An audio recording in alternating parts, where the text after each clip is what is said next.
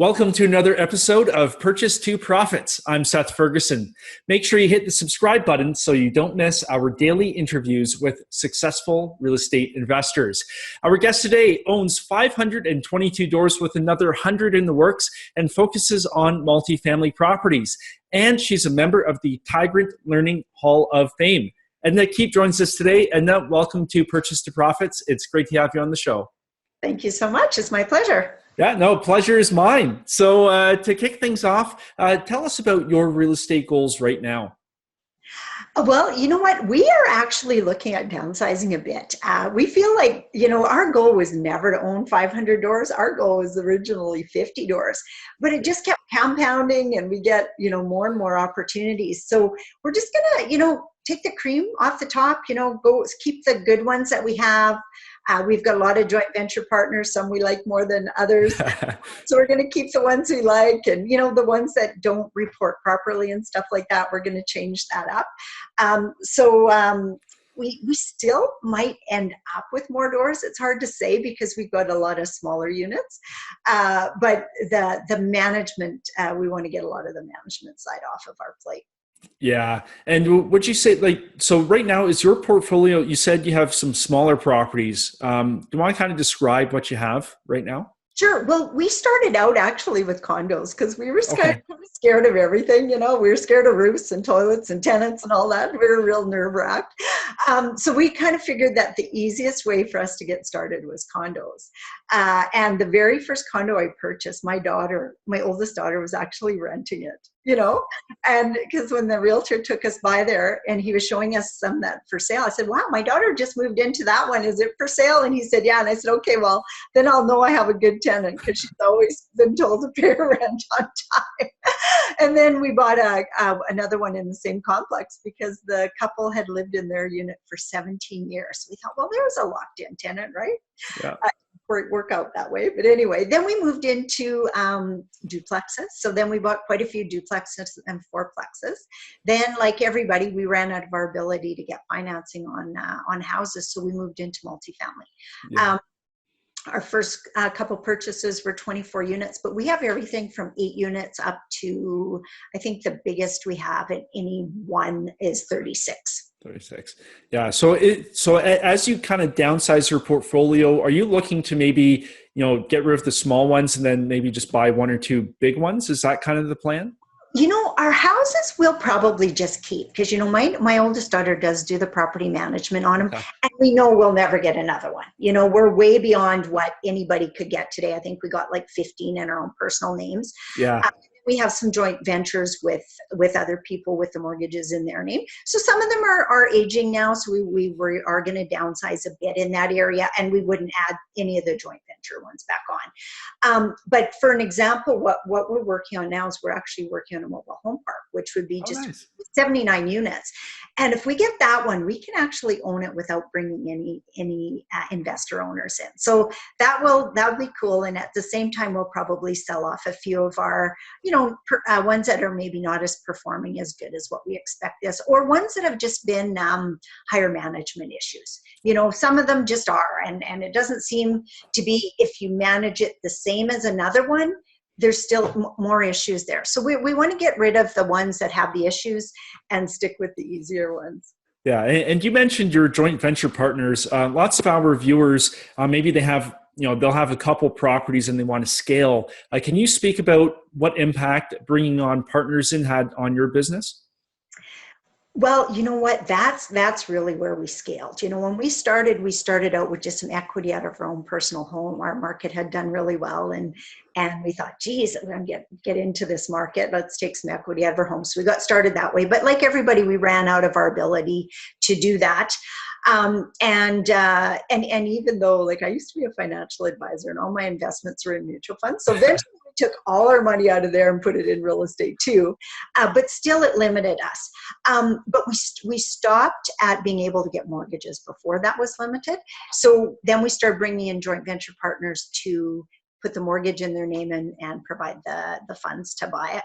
And then we managed it for 50%. They got 50%. Then when we moved into apartment buildings, well, then it just scaled. You might raise 400,000 for a smaller unit. Then it's 800,000 for a larger and stuff like that.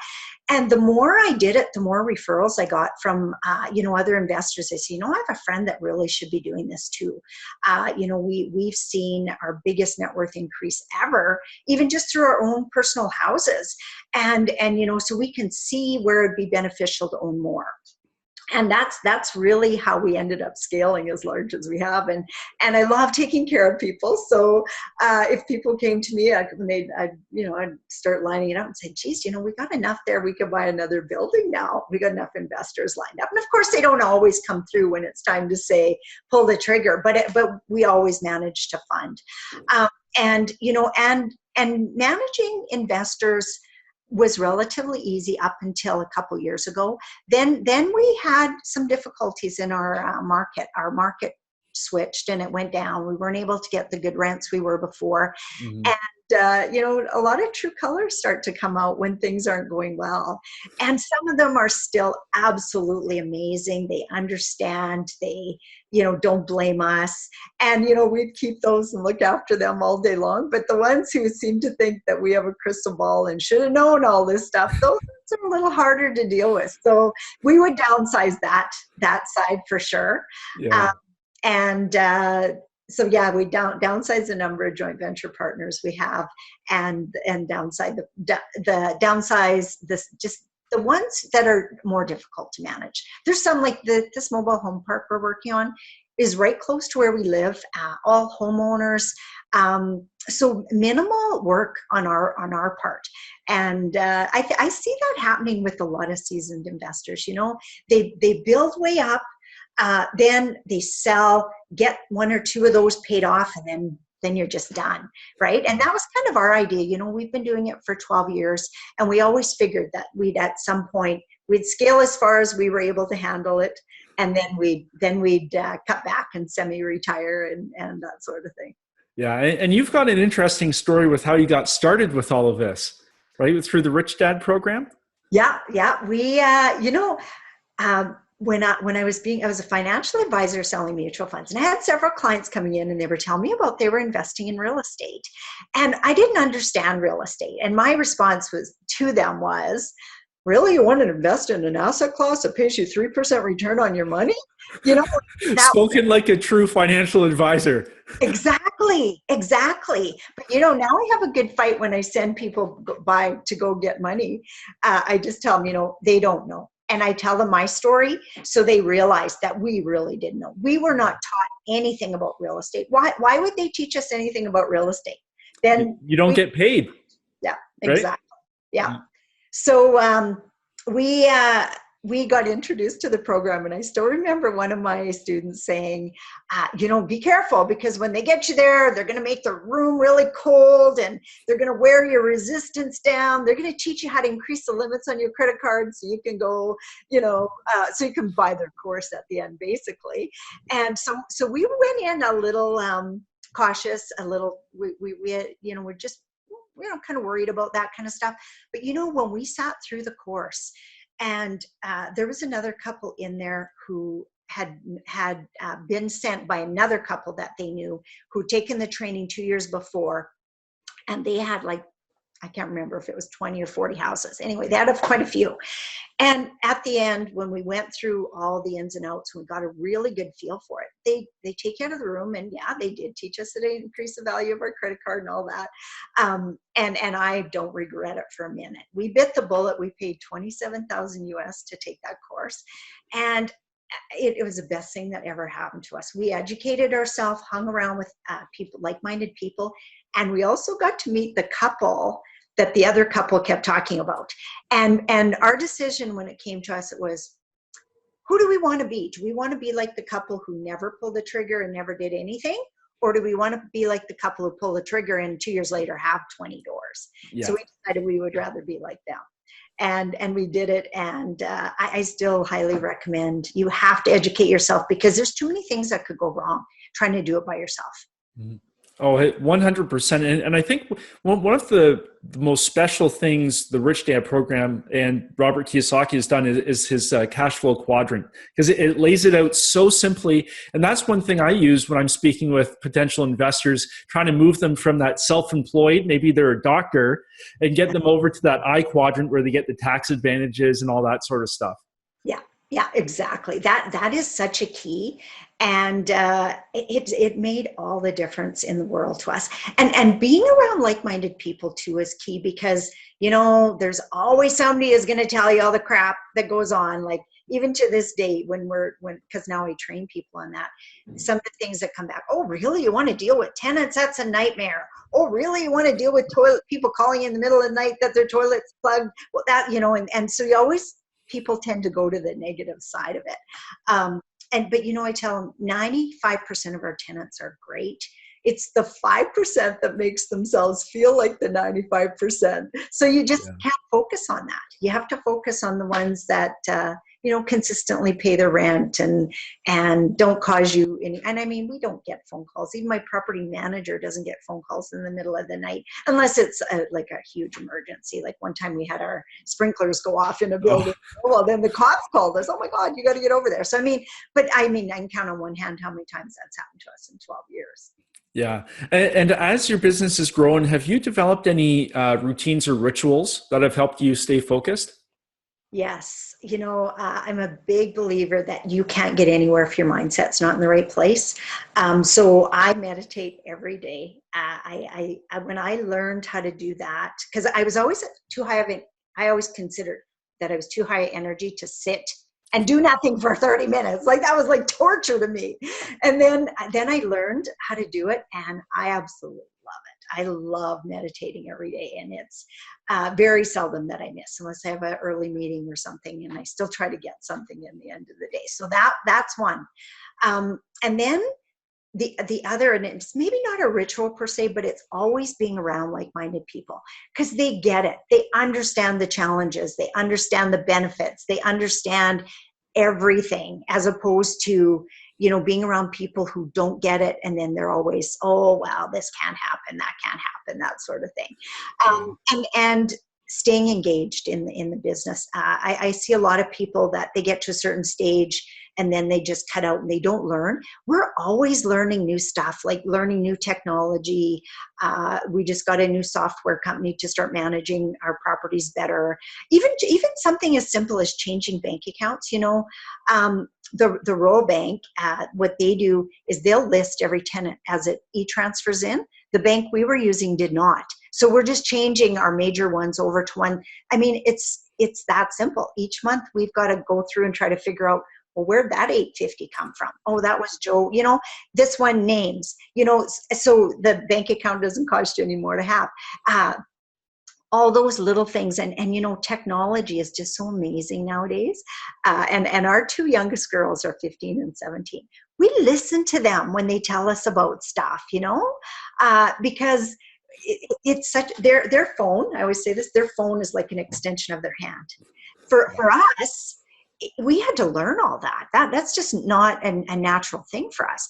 And so, we ask them different stuff, and they go, well, let's just Google that. And I go, yeah, I never think about that Googling thing, So it's amazing what kids can teach you too. Oh, for sure. You'll be getting a maintenance request through Snapchat pretty soon. Yes. Well, we get maintenance requests now through the program that we set up, so it's kind of cool for me too, because I've never looked after that side, to see actually how even all the units that we have, how few of those come through. It's not like we're bombarded with them every single day either. There's stuff that comes up. Yeah, you deal with it. But yeah. Yeah. And out of all the deals that you've done so far, is there one that stands out as a Keystone deal that made a big impact? Yes.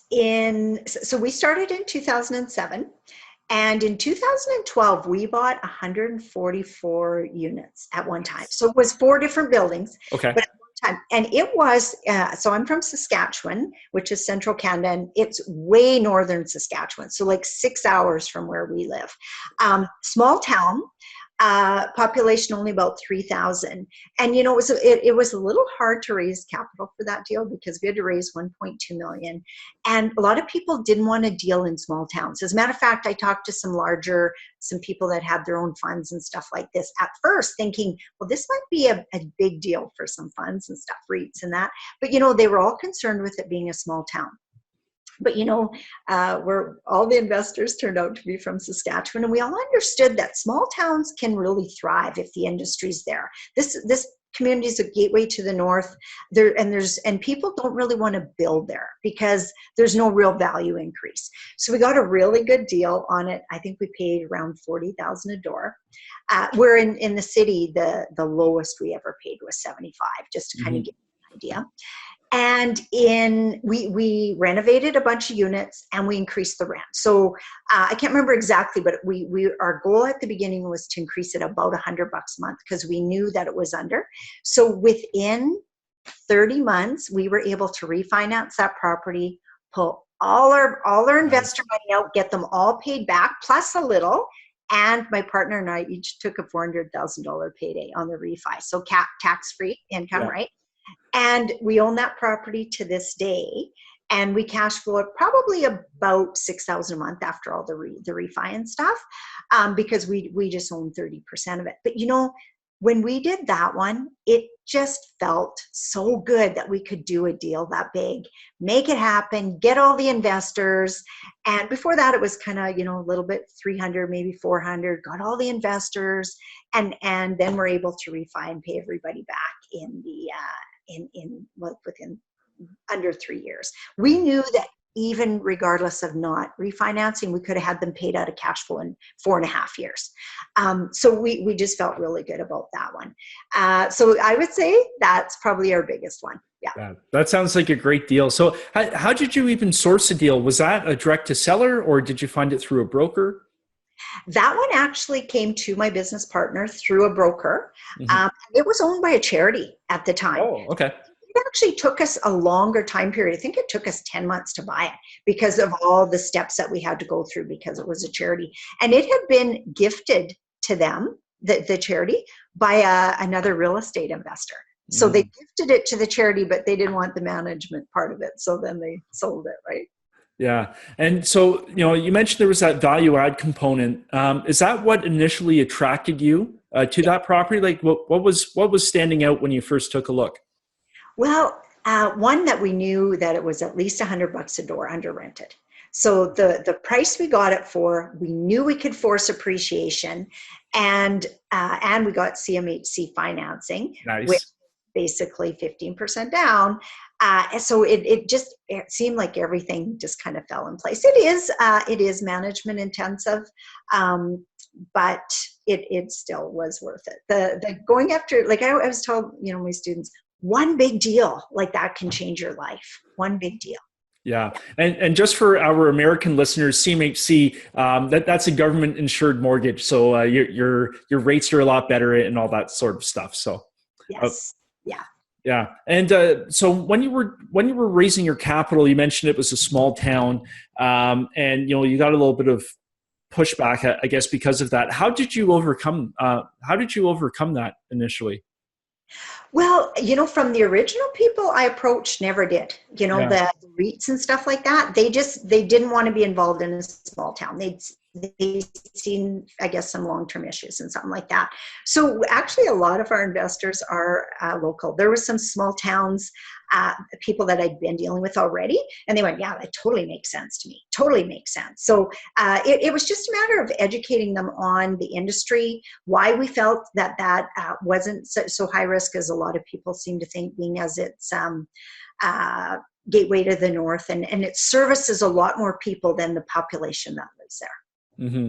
And so when you were approaching all the locals then, was it just a matter of you parachuting yourself into that community and starting to build your network? I say locals, didn't mean that particular town, but local to Saskatchewan. Saskatchewan is actually a very small province. Like we only have a population of about 1 million people. So it was all people that, actually almost entirely people that I already knew.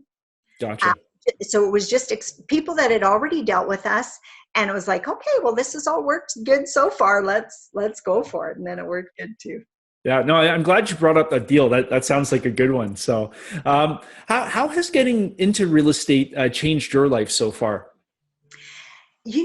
In so many ways. So financially, first of all, like we have a really strong cash flow, mortgage pay down. I was a single mom at age 16, so I never even went to university. And I was never a student. My favorite book, just so you know, is Why Do A Students Work for C Students and B Students Work for the Government? Because I was a C student. But it really allowed me to work within my strengths. Even as a financial advisor, I always kind of felt like I did well because I can relate to people really well, but all the alpha, beta, blah, blah, blah was just like, whatever. I'm going to let the mutual fund managers handle all that. So, and I find real estate easy to understand. There's not all those nuances behind the scenes. And the other big thing is other people paying off your assets, which is the thing that Robert Kiyosaki teaches. Like, I didn't even know there was such a thing that people would pay off your assets. You could get the loan and people would pay off your loan. It was like, if somebody would have told me that 20 years ago, I would have went, yeah, that sounds crooked. Like, how does that happen? But that's so huge. Like now, where we are right now is we're almost 30,000 a month in mortgage pay down. That's huge. That's like, I never have to think about retirement again, and I mean, there's issues with stuff. We still want to downsize because that mortgage pay down will allow us to pay off those few to look after ourselves forever. And we are making this a family legacy. My oldest daughter is our property manager. We're already talking to our two youngest daughters about the roles that they want to play. One already thinks she wants to be a realtor. The other one's trying to figure out how she can get the money without doing the work. Tell her that it doesn't work.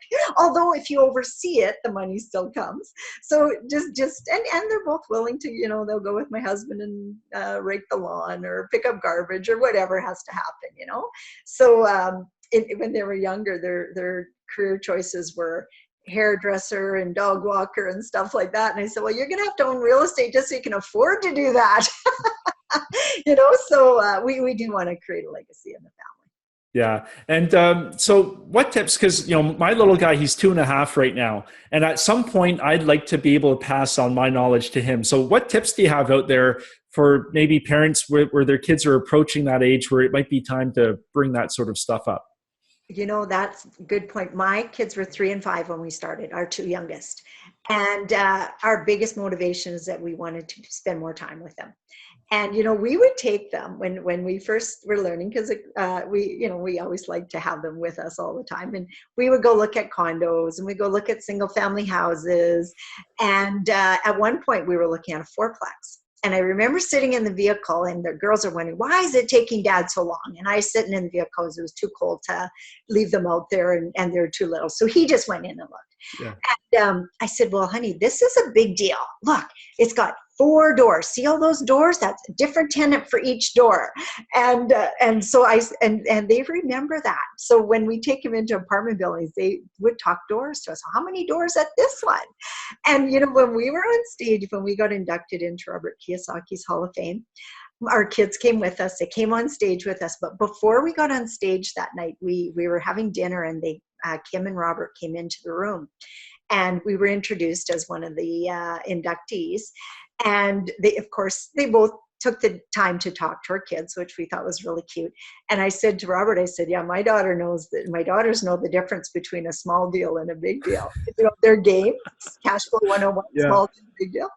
And so when we got on stage, be darned if he didn't ask my oldest daughter, she was 5 at the time, what's the difference? And of course she was awestruck because there's 3,000 people in the audience and she couldn't think of what to say. She kind of hid behind my leg, but something as simple as that, the difference between a small deal and a big deal, and let them help you because they like to help. They like to feel like they're part of it. And even now, my oldest daughter, who runs a property management firm, she hires the 17-year-old to come and help her with stuff. So she gets she gets hands-on stuff. I get them to file, and like I said, their dad gets them to help with paint and different stuff like that. So they understand that what we have here and how it can really fund their lifestyle over the years. Yeah, no, that's some good stuff. I really appreciate it. So, and if somebody's looking to get in touch, learn more about what you do, where can they find you? My website is ednakeep.com. And my flagship program and again, I think this all comes about organically. People just kept asking me, how did you do that? How did you grow so fast? So I built a program around that. And I have a program called 90 Days to 5K. And the premise behind it is not that you'll be making $5,000 a month in 90 days, but that you'll know exactly what it will take for you to be making $5,000 a month. That was our original goal. If we could make $5,000 a month, and we did it in 18 months. And so, and I tell people, like, we kind of had a good market we were dealing in, a few other things that really worked in our favor, but you should be able to do it in 3 to 5 years, easily. And there's lots of people smarter and more prepared than us. They could do it maybe in less than 18 months. So yeah, just ednakeep.com. That's great. Well, and I just want to say thanks so much for taking the time and sharing your success with us. You're most welcome. It's my pleasure again. Yeah, no, thanks very much. And to you, our viewers, I wish you well on your journey from purchase to profits. See you next time.